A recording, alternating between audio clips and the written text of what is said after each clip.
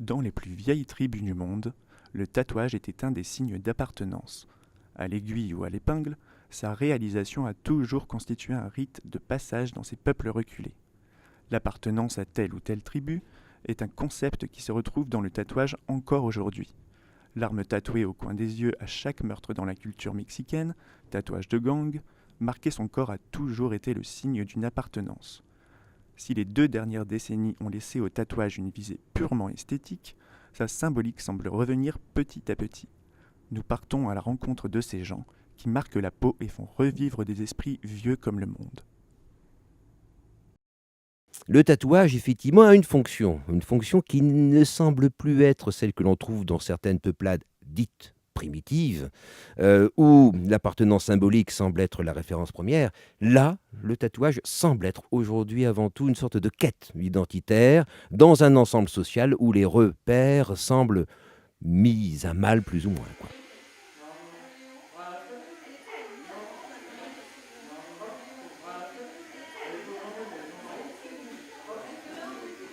Non, ça va faire 6 mois.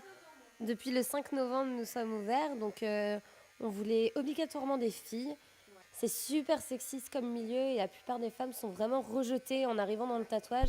Donc on a décidé vraiment de faire que des filles qui tatouent. Bon, Beaucoup plus souvent purement esthétique ou est-ce que c'est toujours quelque chose avec un sens très profond pour le client?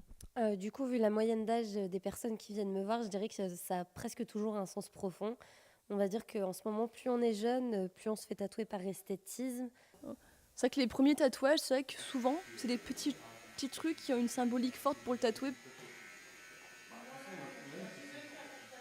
Tatouage dans l'esclavagisme, par exemple, qui avait pour caractéristique d'être le même avec un numéro néanmoins différent, d'être le même pour un esclave ou pour un autre. Ça, c'est important.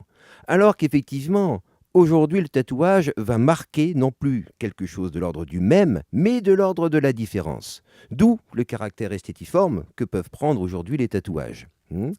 C'est une volonté de rappeler, à mon avis, quelque chose dans le réel du corps. Une fonction identificatoire, c'est-à-dire lui permettant de trouver sa propre place, non pas pour adhérer à un groupe, mais pour se rappeler justement sa propre place identitaire dans ce groupe. Qu'il soit esthétique ou rituel, le tatouage continue de nous fasciner. Il existe par exemple différents types de tatouages qui sont faits, eux, à base de scarification, comme tout au contraire des tatouages qui visent à recouvrir celle-ci. Tout comme des touristes profitent de voyages sur des îles exotiques pour se faire tatouer de manière traditionnelle et tribale. En tout cas, le tatou semble réellement faire partie de nous, sous toutes ses formes et sous toutes ses symboliques.